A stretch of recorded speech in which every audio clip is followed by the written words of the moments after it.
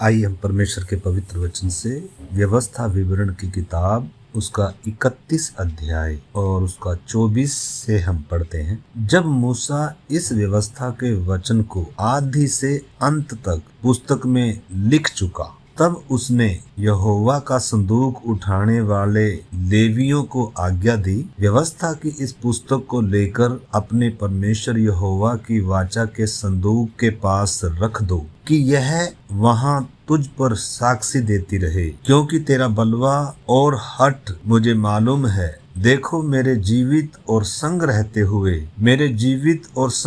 हुए भी तुम यहोवा से बलवा करते आए हो, फिर मेरे मरने के बाद भी क्यों न करोगे। प्यारे प्रभु, इस पवित्र वचन के लिए हम आपको धन्यवाद करते हैं, प्रार्थना करते हैं प्रभु आप ही हमें सिखाएं, पवित्र आत्मा हमारी मदद करें, एक एक की समझ के अनुसार सीखने में आप सहायता करना। आपके हाथ में सौंपते हैं, धन्यवाद के साथ प्रार्थना यीशु मसीह के नाम से मांगते हैं। इधर हम परमेश्वर के पवित्र वचन में देखते हैं, परमेश्वर की व्यवस्था के वचन आदि से अंत तक मूसा लिख चुका। सबसे पहले परमेश्वर ने अपनी उंगली से व्यवस्था को लिखा, पत्थर की पट्टिकाओं पर खोद कर लिखा, और उसके बाद परमेश्वर ने अपने दास मूसा के द्वारा पूरी व्यवस्था को लिखवाया और लिखकर इजरायलियों को दे रहा है मूसा, और बार बार उनको वो बातें समझा रहा है। पुराने समय में इजरायली परमेश्वर की कलीसिया है, उनको परमेश्वर ने मिस्र की भयानक गुलामी से छुटकारा दिया उस मेमने के बलिदान लहू के द्वारा। नए नियम में हम मसीह की कलीसिया हैं, हमारा उद्धार यीशु मसीह के बलिदान के द्वारा हुआ। पुराने नियम में इजरायली परमेश्वर की कलीसिया थे जो मिस्र में गुलामी में पड़े हुए थे, उधर से परमेश्वर उनको लेकर आया, छुटकारा दिया, उद्धार दिया, और उसके बाद बोलकर भी परमेश्वर ने मौखिक तौर पर भी इजरायलियों को अपनी व्यवस्था बताई, 10 आज्ञा सिद्धि एक एक ने सुना है परमेश्वर से।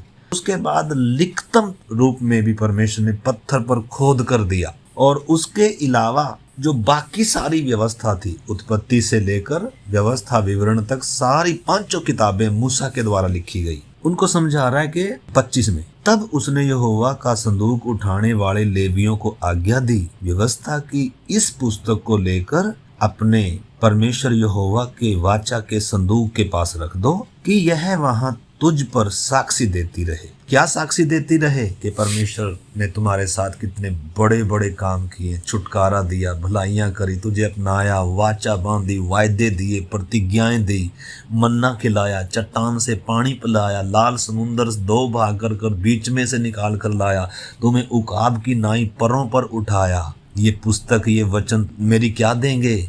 साक्षी देंगे, क्योंकि तेरा बलवा और तेरा हठ मुझे मालूम है। देखो मेरे जीवित और संग रहते हुए भी तुम यहोवा से बलवा करते आए हो, फिर मेरे मरने के बाद भी तुम क्यों न करोगे। मतलब परमेश्वर का दास अपने आखिरी पड़ाव में कलीसिया को व्यवस्था को लिख कर दे रहा है। नए नियम में भी जब हम आते हैं, फिलिपियों की पत्री 2 अध्याय और हम 12 से हम पढ़ते हैं, इसलिए हे मेरे प्रियो, जिस प्रकार तुम सदा से आज्ञा मानते आए हो, वैसे ही अब भी न केवल मेरे साथ रहते हुए पर विशेष करके अब मेरे दूर रहने पर भी डरते और कांपते हुए अपने अपने उद्धार के काम को पूरा करते जाओ। तो इधर भी परमेश्वर का एक दास कलीसिया को पवित्र आत्मा की प्रेरणा से पत्र लिख रहा है। सामूहिक तौर पर भी उनको शिक्षा दिया, उनको बताया, मौखिक तौर पर भी समझाया, और उसके बाद परमेश्वर का दास पौलुस कलीसिया को पत्रियां लिख कर गया। परमेश्वर का वचन वो उपदेश है, गहरी शिक्षाएं, उसमें कई बार हमने पढ़ा हुआ वचन, एक बार मैं फिर से पढ़ता हूँ। 2 तिमोथी 3 अध्याय 16 वचन, संपूर्ण पवित्र शास्त्र परमेश्वर की प्रेरणा से रचा गया है। न केवल परमेश्वर ने मूसा से लिखवाया था, बल्कि परमेश्वर ने किससे भी लिखवाया है? पौलुस से लिखवाया। संपूर्ण पवित्र शास्त्र परमेश्वर ने लिखवाया है, पवित्र आत्मा के द्वारा प्रेरणा देकर लिखवाया है। इसमें उपदेश भी है और समझाने या ताड़ना के द्वारा समझाने की बातें भी हैं। समझाने के लिए भी है और सुधारने के लिए भी है। ये पवित्र शास्त्र क्यों दिया? ताकि इसमें उपदेश भी हैं, परमेश्वर के सिद्धांत भी हैं, जिनको ऊपर नीचे नहीं कर सकते, आगे पीछे नहीं कर सकते, कम नहीं कर सकते, बढ़ा नहीं सकते, उसमें उपदेश है। दूसरी बात ताड़नाएं हैं इसमें समझाने के लिए, और तीसरी बात इसमें सुधारने के लिए है, और चौथी बात इसमें सिखाने के लिए है। धर्म की शिक्षा के लिए ये लाभदायक है, उपयोगी है, ताकि परमेश्वर का जन सिद्ध बने और हर एक भले काम के लिए तैयार हो जाए। इसलिए परमेश्वर ने लिख कर दिया है ताकि भूल ना जाए। जो मूसा से लिखवाया था आज हमारे पास वो कागज में लिखा हुआ है, मिटने नहीं दिया परमेश्वर ने, इसको कोई मिटा नहीं सका। नए नियम की कलीसिया में भी परमेश्वर ने लिख कर दिया। तो पौलुस इधर क्या कह रहा है फिलिपियों में, हे मेरे प्रियो, जिस प्रकार तुम सदा से आज्ञा मानते आए हो वैसे ही अब भी न केवल मेरे साथ रहते हुए पर विशेष करके अब मेरे दूर रहने पर भी डरते और कांपते हुए अपने अपने उद्धार के काम को पूरा करते जाओ। तो उधर इजरायली भी परमेश्वर की कलीसिया है, वो पुराने नियम की है। उनका छुटकारा भौतिक था, उनका उद्धार शारीरिक था, उनकी आशीष भी शारीरिक थी, उनके लिए बलिदान होने वाले जानवर था, पशु था। लेकिन हमारे लिए परमेश्वर का निर्दोष मेमना यीशु मसीह है, परमेश्वर का इकलौता पुत्र है, हमारे लिए मिरास स्वर्गीय है, हमारे लिए छुटकारा आत्मिक है। आत्मिक तौर पर मुर्दा थे, पाप के गुलाम थे, मृत्यु के वश में थे और शैतान ने बुद्धि आंखें अंधा करके रखा था। हमें आत्मिक तौर पर परमेश्वर ने छुटकारा दिया है। उनकी मिरास शारीरिक थी, धरती की थी, छुटकारा धरती का था उनके लिए, लेकिन हमारी आशीष आत्मिक है। उनका कभी परमेश्वर से मेल नहीं हुआ, उनके बलिदान सिद्ध नहीं थे, उनके और परमेश्वर के बीच में पाप की दीवार कभी गिराई नहीं गई थी, लेकिन यीशु मसीह के बलिदान के द्वारा वो दीवार गिराई गई, मृत्यु का नाश किया, क्रूस के द्वारा जय जयकार की ध्वनि सुनाई। तो इधर जब हम देख रहे हैं नए नियम में, हे मेरे प्रियो, जिस प्रकार तुम सदा से आज्ञा मानते आए हो। नए नियम के विश्वासियों के लिए पौलुस की गवाही क्या है? जिस प्रकार तुम सदा से आज्ञा मानते आए हो। लेकिन मूसा परमेश्वर का दास क्रूस के उस साइड के लोगों से क्या कह रहा है? मेरे साथ रहते हुए भी, मेरे जीवते जी भी तुम बलवा करते आए हो, बुड़बुड़ाते आए हो, जिद्दी स्वभाव में हट करते आए हो। जब मेरे साथ तुमने ये सब किया रहते हुए, तुमने मन्ना खाया, चट्टान से पानी पिया, परमेश्वर के प्रेम को, भलाइयों को चखा, कितनी बार तुमने समर्पण भी किया, हम परमेश्वर की मानेंगे, हम इसके साथ चलेंगे, सब कुछ बोलने के बाद तुम बार बार बलवा करते आए हो, और मेरे चले जाने पर मेरे बाद में तुम क्यों ना करोगे? इसलिए व्यवस्था साक्षी देगी, वहां रखो इसको। हम देखेंगे 3 साक्षियां हैं, लेकिन जो क्रूस के इस साइड हैं विश्वासी, यीशु की कलीसिया, यीशु के बलिदान के द्वारा छुटकारा पाए, आत्मिक तौर पर छुटकारा पाए हुए, उनके अंदर आज्ञाकारिता है, वो प्रिय हैं, सदा से आज्ञा मानते। जब एक व्यक्ति के जीवन में क्रूस का काम होता है, क्रूस पर चढ़ाए मसीह का कार्य जब एक व्यक्ति के जीवन में होता है, उधर से आज्ञाकारिता आती है। इजरायलियों ने भले ही भलाइयाँ चखी, छुटकारा पाया, लेकिन उनके अंदर कभी आज्ञाकारिता नहीं आई। क्यों? क्योंकि इंसान पाप का गुलाम था।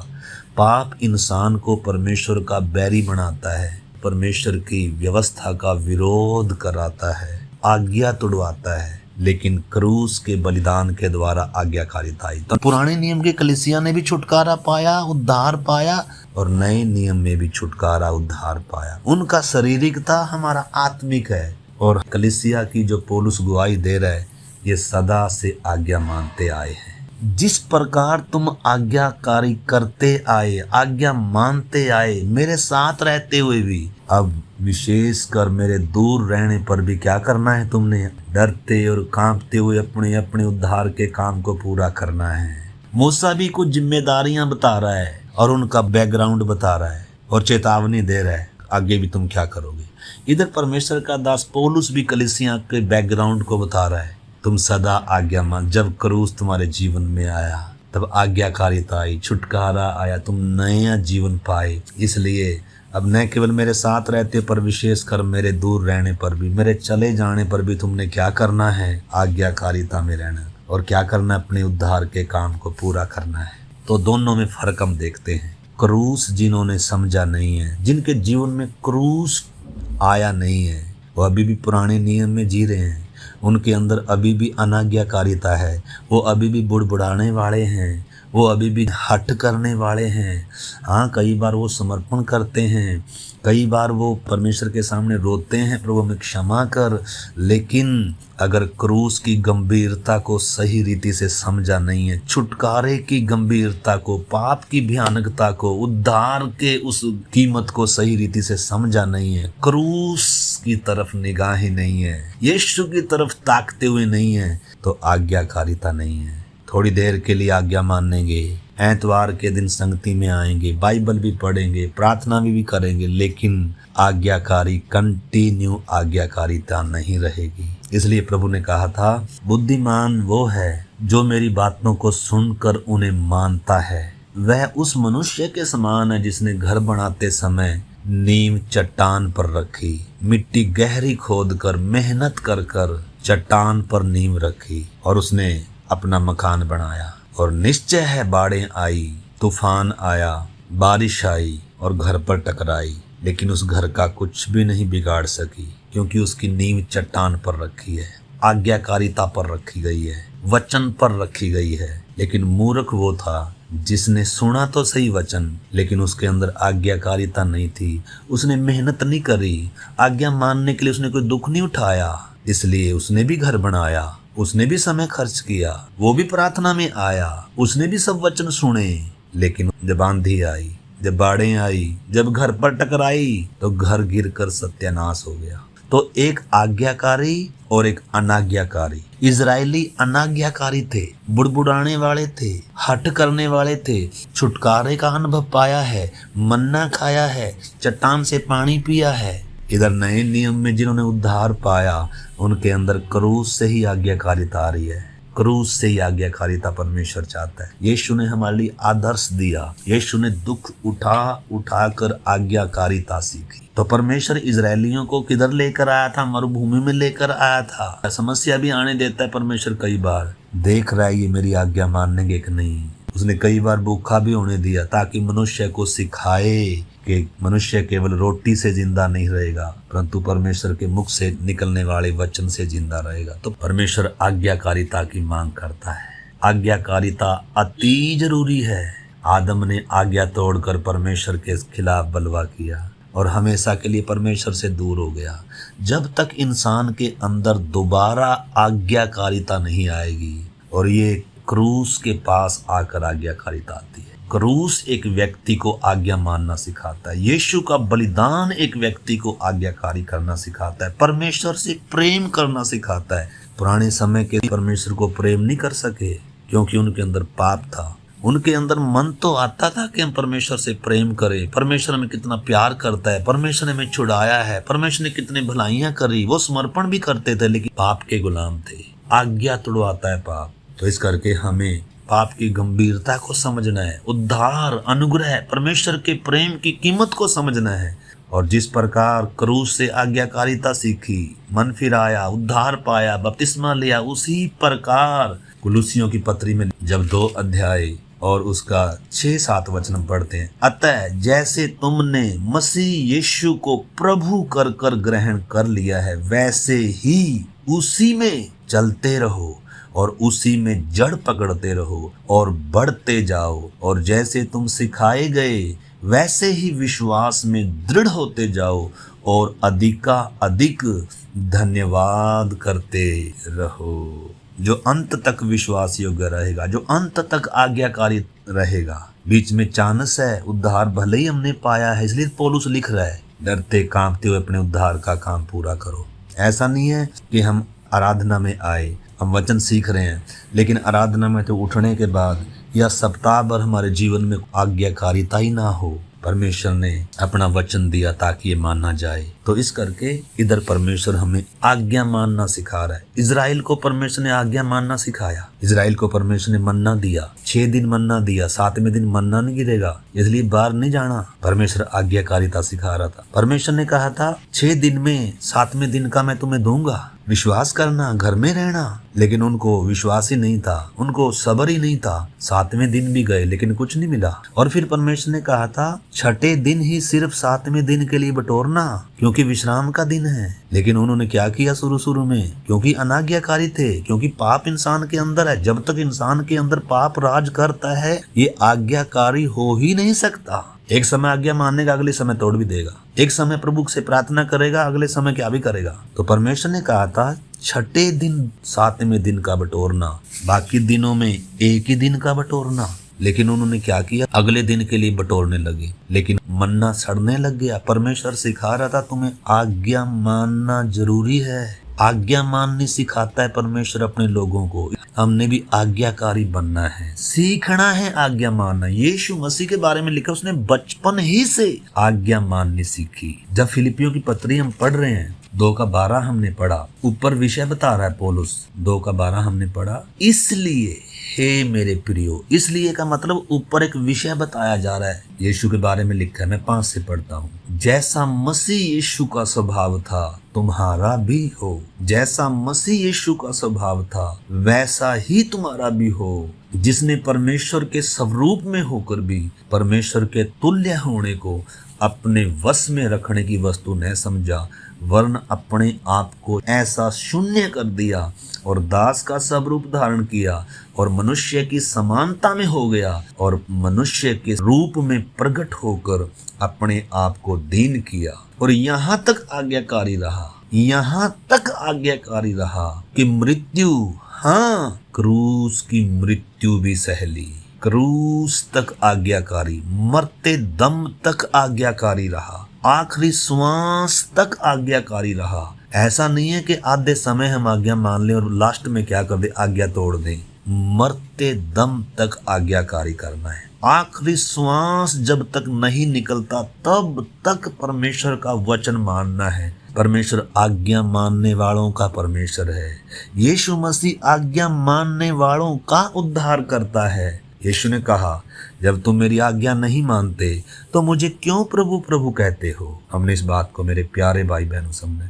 तो इजरायलियों का जीवन क्या है, अनाज्ञाकारिता, बुड़बुड़ाना। तो उसी प्रकार परमेश्वर ने नए नियम में अपने दासों के द्वारा पवित्र आत्मा की प्रेरणा से वचन लिखवाया है, हमें लिख कर दिया है। पहला थिस्सलुनीकियों उसका 5 अध्याय और 27 वचन। मैं तुम्हें प्रभु की शपथ देता हूँ कि यह पत्री सब भाइयों को पढ़कर सुनाई जाए। पौलुस ने कलीसियाओं के लिए जो पत्रियां लिखी, ये वचन सबने पढ़ना, इसमें आज्ञाएं हैं, पढ़ना है, मानना है। आगे भी हम पढ़ते हैं इसमें। दूसरा थिस्सलुनीकियों 3 अध्याय में निकाल लेंगे 14-15 वचन। यदि कोई हमारी इस पत्री की बात को न माने तो उस पर दृष्टि रखो और उसकी संगति न करो, जिससे वह लज्जित हो।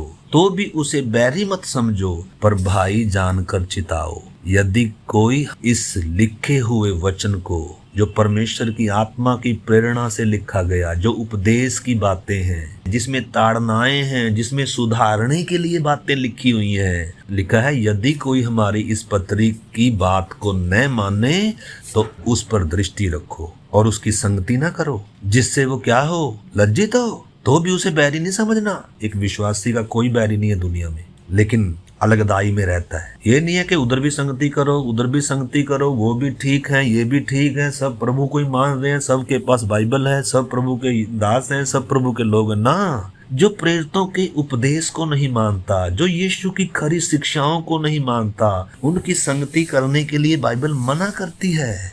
हमारा कोई बैरी नहीं है, लिखा है तो भी उसे बैरी मत समझो, उसके लिए प्रार्थना करो, संगति ना करो, प्रार्थना करो उसके लिए। प्रभु इस भाई की भी आंखें खुले। भाई जानकर जब कभी मिलता है उसको चिताओ, मत्ती 28 अध्याय जब 18 से पढ़ते हैं, प्रभु ने कहा, यीशु ने उनके पास आकर कहा, स्वर्ग और पृथ्वी का सारा अधिकार मुझे दिया गया है, इसलिए तुम जाओ, सब जातियों के लोगों को चेला बनाओ और उन्हें पिता, पुत्र और पवित्र आत्मा के नाम से बपतिस्मा दो। आज्ञा, जो इस आज्ञा को नहीं मानता उनकी संगति ना करो, वचन में लिखा है। और इतना ही नहीं, और उन्हें सब बातें, सिर्फ नए नियम के 4 सुसमाचारों में नहीं, बल्कि जो पत्रियां प्रेरितों ने लिखी हैं, गहरी शिक्षाएं हैं, उसमें कलीसियाओं के लिए उपदेश हैं, लिखा है उन्हें सब बातें जो मैंने तुम्हें आज्ञा दी है मानना सिखाना है। हम सब ने आज्ञा माननी सीखनी है। सिर्फ संडे आराधना में आने से, थोड़ा प्रार्थना करने से बात नहीं बनेगी। हमने आज्ञा माननी सीखनी है। परमेश्वर आज्ञा मानने वालों का परमेश्वर है। जब बात आज्ञाकारिता की आई तो एक वचन और हम पढ़ते हैं, इब्रानियों की पत्री, उसका हम 5 अध्याय और 7 वचन से पढ़ते हैं। यीशु ने अपने देह में रहने के दिनों में ऊंचे शब्द से पुकार पुकार कर और आंसू बहा बहा कर उससे जो उसे मृत्यु से बचा सकता था प्रार्थनाएं और विनती की, और आज्ञाकारिता के कारण उसकी सुनी गई। पुत्र होने पर भी उसने दुख उठा उठा कर आज्ञा माननी सीखी। बचपन से ही हमें भी आज्ञा माननी सीखना है। इज़राइल कभी आज्ञाकारिता नहीं सीख पाया क्योंकि उनका पाप से समाधान नहीं हुआ था, उनके बलिदान सिद्ध नहीं थे, उनका कभी परमेश्वर से मेल ही नहीं हो पाया। उनका छुटकारे शारीरिक थे, उनकी आशीष शारीरिक थी और भौतिक थी, धरती की थी। हमारी धरती की नहीं है, हमारी मिरास, हमारी स्वर्गीय मिरास है। यीशु मसीह ने नमूना दिया और क्या कह रहा है, पुत्र होने पर भी उसने दुख उठा उठा कर आज्ञा माननी सीखी और सिद्ध बनकर अपने सब आज्ञा मानने वालों के लिए, आज्ञा न मानने वालों के लिए नहीं, आज्ञा मानने वालों के लिए सदा काल के उद्धार का कारण हो गया। सदा काल के उद्धार का कारण आज्ञा मानने वालों का उद्धार करता है। इजरायली आज्ञा नहीं मानी, पूरी पीढ़ी जंगल में नाश हो गई। अब नई पीढ़ी को परमेश्वर का दास मूसा बता रहा है, ये तो आज्ञा मानने गए, इनको तो कनान में परमेश्वर लेकर जाएगा, लेकिन अगली पीढ़ियों के बारे में मूसा बता रहा है। मेरे जाने के बाद एक एक पीढ़ी के साथ परमेश्वर का व्यवहार रहा है और हर पीढ़ी ने आज्ञा माननी थी, लेकिन बीच बीच में कुछ पीढ़ी ऐसी आई जो परमेश्वर की आज्ञाओं से हट गए, जो व्यवस्था से हट गए, और परमेश्वर ने क्या किया, जो व्यवस्था में लिखा था उनके साथ वो व्यवहार किया। परमेश्वर ने पहले लिखा था। तो इधर हम आगे चलते हैं, फिलिपियों की पत्री 2 अध्याय। इसलिए हे मेरे प्रियो, जिस प्रकार तुम सदा से आज्ञा मानते आए हो, वैसे ही अब भी न केवल मेरे साथ रहते हुए पर विशेष करके अब मेरे दूर रहने पर भी डरते और कांपते हुए अपने अपने उद्धार के काम को पूरा करते जाओ, क्योंकि परमेश्वर ही है जिसने अपनी सुइच्छा निमित्त तुम्हारे मन में इच्छा और काम दोनों बातों के करने का प्रभाव डाला है। परमेश्वर हमारी मदद कर रहा है। परमेश्वर हमें आज्ञाकारिता करना सिखाता है, हमारे मन में बातें डालता है। हम परमेश्वर से प्रेम करें, हम उसकी आज्ञा माने, पवित्र आत्मा हमारी सहायता कर रहा है। लेकिन अगर हम अपने मन को कठोर कर लें, आज्ञा ना माने, तो फिर पाप मन को कठोर करता है। पहला शमूएल 15 अध्याय और उसका 22 में पढ़ता हूँ। शमूएल ने कहा, क्या यहोवा होम बलियों और मेल बलियों से उतना प्रसन्न होता है जितना अपनी बात के माने जाने से प्रसन्न होता है? सुन, मानना तो बलि चढ़ाने से और कान लगाना मेढ़ों की चर्बी चढ़ाने से उत्तम है। देख, बलवा करना और भावी कहने वालों से पूछना एक ही समान पाप है, और हट करना मूर्तों और ग्रह देवताओं की पूजा के तुल्य है। परमेश्वर अपनी बात के, अपने वचन के मानने जाने से प्रसन्न होता है। वचन को सुन लेना काफ़ी नहीं है, वचन को पढ़ लेना काफ़ी नहीं है, वचन को सुनकर समझना है और उसको मानना है, अपने जीवन में उसे लागू करना है। तो इसलिए परमेश्वर का दास नए नियम की कलीसिया को समझा रहा है, उधर परमेश्वर पुराने नियम की कलीसिया को समझा रहा है, चेतावनी दे रहा है। इधर नए नियम में परमेश्वर का दास समझा रहा है कलीसिया को, विश्वासियों को। क्या कह रहा है? फिलिपियों की पत्री 2:14 से, सब काम बिना कुड़कुड़ाए और बिना विवाद के किया करो, ताकि तुम निर्दोष और भोले होकर टेढ़े और हठीले लोगों के बीच में परमेश्वर की निष्कलंक संतान बने रहो, जिनके बीच में तुम जीवन का वचन लिए हुए जगत में जलते हुए दीपकों की नाई दिखाई देते हो। मतलब बिना कुड़कुड़ाए सब काम करना, बिना विवाद के सब काम करना। हमारी पहचान, एक विश्वासी की पहचान क्या होनी चाहिए संसार में? इधर पौलुस ने पत्रियों में लिखा हुआ है, इन पत्रियों को हमने क्या करना है? मानना है, पढ़ना है, प्रेरितों की शिक्षा है ये। उधर परमेश्वर ने पुराने नियम में अपने दास के द्वारा व्यवस्था विवरण 31 अध्याय में से हम पढ़ रहे थे 26 से, व्यवस्था की इस पुस्तक को लेकर अपने परमेश्वर यहोवा की वाचा के संदूक के पास रख दो कि यह वहां तुझ पर साक्षी देती रहे, क्योंकि तेरा बलवा और तेरा हठ मुझे मालूम है। देखो मेरे जीवित और संग रहते हुए भी तुम यहोवा से बलवा करते आए हो, फिर मेरे मरने के बाद भी तुम क्यों न करोगे? जब तक पाप से छुटकारा नहीं होगा तब तक आज्ञाकारिता नहीं आएगी। जब तक क्रूस को समझोगे नहीं, क्रूस के पास नहीं आओगे, क्रूस की गंभीरता, पाप की भयानकता को जब तक नहीं समझेंगे तब तक आज्ञाकारिता नहीं आएगी। वो बात इधर समझाई गई है। इसलिए ये पुस्तक तुझ पर साक्षी देती रहेगी, साक्षी देती रहेगी। अब अगली बात 28, तुम अपने गोत्रों के सब वृद्ध लोगों को, अपने सरदारों को मेरे पास इकट्ठा करो और मैं उनको ये वचन सुनाकर उनके विरुद्ध आकाश और पृथ्वी दोनों को साक्षी बनाऊंगा। तो इधर व्यवस्था की पुस्तक भी साक्षी दे रही है और उसके बाद परमेश्वर क्या कह रहा है? सबको इकट्ठा करो, अपने पुरनियों को, और मैं तुम्हारे विरुद्ध आकाश और पृथ्वी दोनों को साक्षी बनाऊंगा। व्यवस्था विवरण 30 अध्याय का 19 से भी हमने पढ़ा था। परमेश्वर ने इनको कहा था कि मैं आज आकाश और पृथ्वी दोनों को तुम्हारे सामने इस बात की साक्षी बनाता हूँ कि मैंने जीवन और मरण, आशीष और शाप तुम्हारे आगे रखा है, इसलिए तू जीवन ही को अपना ले। सलाह भी दे रहा है परमेश्वर कि तू और तेरा वंश दोनों जीवित रहें। आज्ञा मानने से जीवन आएगा, इसलिए अपने परमेश्वर यहोवा से प्रेम करो और उसकी बात मानो और उससे लिपटे रहो, क्योंकि तेरा जीवन और दीर्घ जीवन यही है। और ऐसा करने से जिस देश को यहोवा ने अब्राहम, इसहाक और याकूब तेरे पूर्वजों को देने की शपथ खाई थी, उस देश में तू बसा रहेगा। लेकिन इंसान पाप का गुलाम था, इसलिए व्यवस्था की ये पुस्तक मसीहा के बारे में बता रही थी, मसीहा आने वाला है।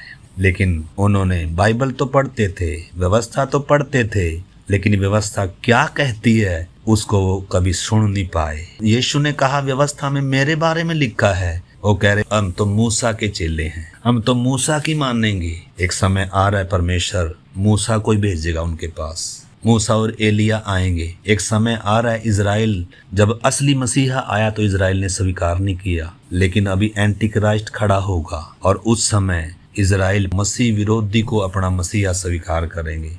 3.5 साल वो शांति शांति बोलकर उनको भरमाएगा। 3.5 साल के बाद वो कहेगा इस मंदिर में मेरी मूर्ति स्थापित करो, तो अब इनकी आंखें खुलेंगी। उस समय मूसा आएगा, एलिया आएगा स्वर्ग से और इनको बताएंगे कि तुमने अपने मसीहा को क्रूस दिया।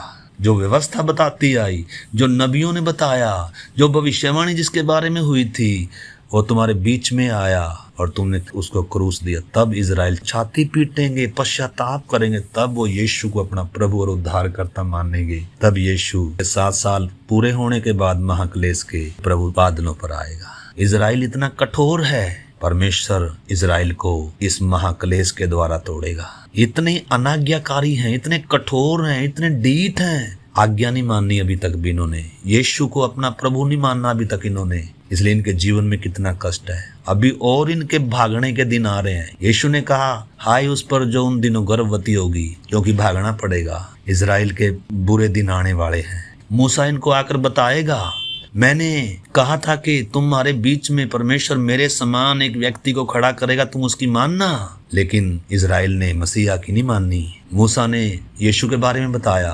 भविष्यद्वक्ताओं ने यीशु के बारे में बताया, पूरी व्यवस्था में यीशु के बारे में लिखा गया है, लेकिन जैसे व्यवस्था को मानना था, समझना था, वैसे नहीं उन्होंने समझा, ना उन्होंने मानना। इसलिए आज भी इजराइल कठोर है। जब तक एक व्यक्ति यीशु को अपना प्रभु और अपना उद्धार करता नहीं स्वीकार करता, क्रूस की गंभीरता को नहीं समझता, तब तक उसके अंदर आज्ञाकारिता नहीं आएगी। तो सबसे पहली बात, व्यवस्था की पुस्तक साक्षी दे रही है। दूसरी बात, आकाश और पृथ्वी साक्षी दे रहे हैं। इसलिए परमेश्वर अपने दास यशायाह के द्वारा कह रहा है, इजराइल को एक समय परमेश्वर की आज्ञाओं को तोड़कर चल रहे थे।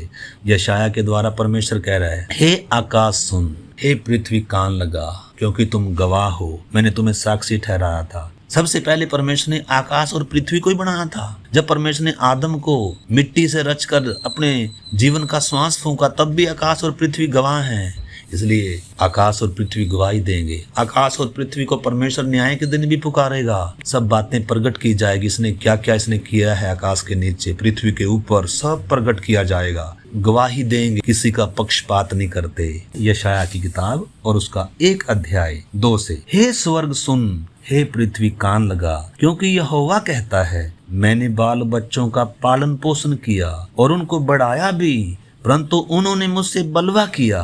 बैल तो अपने मालिक को, गधा भी अपने स्वामी की चरनी को पहचानता है, परंतु इज़राइल मुझे नहीं पहचानता। मेरी प्रजा विचार नहीं करती। हाय, यह जाति पाप से कैसे लदी हुई है। तो परमेश्वर गवाहों को पुकारेगा जो आज्ञा नहीं मानते, जो यीशु को प्रभु प्रभु कहते हैं, जो परमेश्वर पर विश्वास करते हैं, अगर उसकी आज्ञा नहीं मानते तो उनके खिलाफ आकाश खड़ा होने जा रहा है, पृथ्वी खड़ी होने जा रही है मेरे प्यारे भाई बहनों। तो तीसरी बात, व्यवस्था विवरण 31 अध्याय का 18 से मैं पढ़ता हूँ। उस समय उन सब बुराइयों के कारण जो ये पराये ईश्वरों के ओर फिरकर करेंगे, निस्संदेह उनसे अपना मुंह छिपा लूंगा।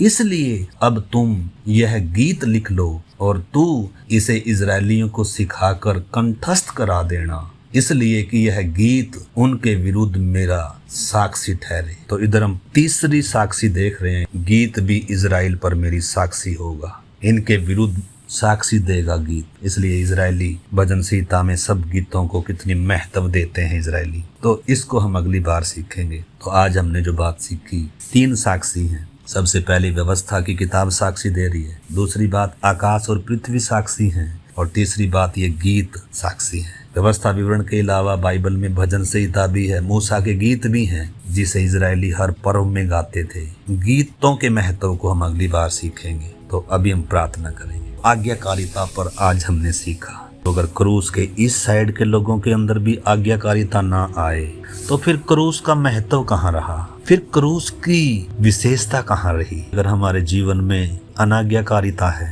तो हम क्रूस से दूर हैं। आइए हम क्रूस के निकट आए, क्रूस की गंभीरता परमेश्वर की आत्मा में समझाए। आइए हम प्रार्थना करेंगे। प्यारे प्रभु, इन पवित्र वचनों के लिए हम आपको धन्यवाद करते हैं। हम प्रत्येक को, मुझे भी, मेरे तमाम भाई बहन, बच्चे, बड़े बुजुर्ग, सबको क्रूस की गंभीरता को समझने में आप हमारी मदद करें, ताकि हमारे अंदर आज्ञाकारिता आए। प्रभु, हम सदा आज्ञाकारी करना सीखें, आज्ञा मानना सीखें। आपके हाथ में हमारे जीवनों को सौंपते हैं। धन्यवाद करते हैं, आपने हमारी प्रार्थना को सुना। यीशु मसीह के नाम से हम मांगते हैं, आमीन। अब हमारे प्रभु यीशु मसीह का अनुग्रह, पिता परमेश्वर का प्रेम और पवित्र आत्मा की संगति और सहभागिता हम सबों के साथ और दुनिया भर में प्रभु के लोगों के साथ प्रभु यीशु मसीह के आगमन तक होती रहे, आमीन। सबको जय मसीह।